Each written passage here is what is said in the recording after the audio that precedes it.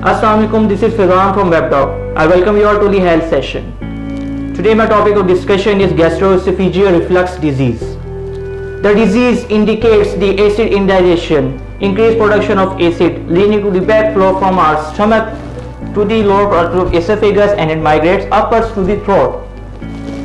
Risk factors. The risk factor of gastroesophageal reflux disease: number 1, obesity; number 2, pregnancy; number 3, increased fatty foods; number 4, caffeine; number 5, the alcohol, beverages and chocolates.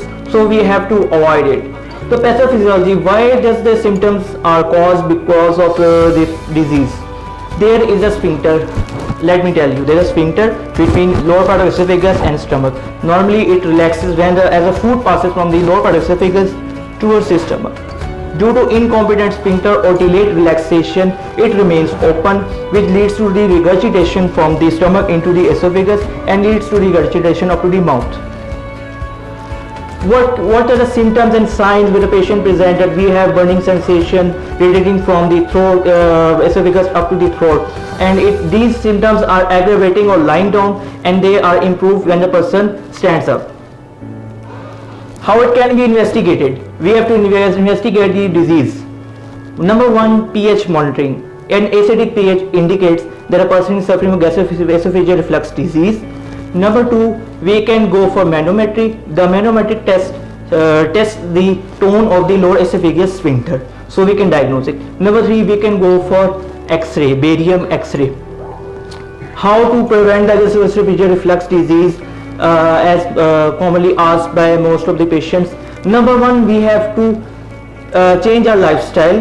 It means lifestyle modification, reduce our weight, decrease the fatty food intake, decrease the caffeine intake, decrease the chocolate intake. The pregnant woman should avoid these fatty foods, as they can lead to the changes in the epithelium of the esophagus and can aggravate the symptoms. Now, what are the complications the patient can present when it is not treated or it is chronic for so many years? Number 1, it can cause esophagitis. Esophagitis is the inflammation, redness of the esophagus from the inside, as seen on endoscopy. It is the inflammation of esophagus due to the more acid irritation on the esophagus. Number 2, it can cause Barrett esophagus. Barrett esophagus means the metaplasia, the change of epithelium of esophagus from one part to other part. It can also lead to esophageal carcinoma. It can also lead to esophageal stricture, and it can also lead to throat problems, because the acid migrates from the esophagus into the throat and can involve the pharynx as well as larynx. Thanks for watching.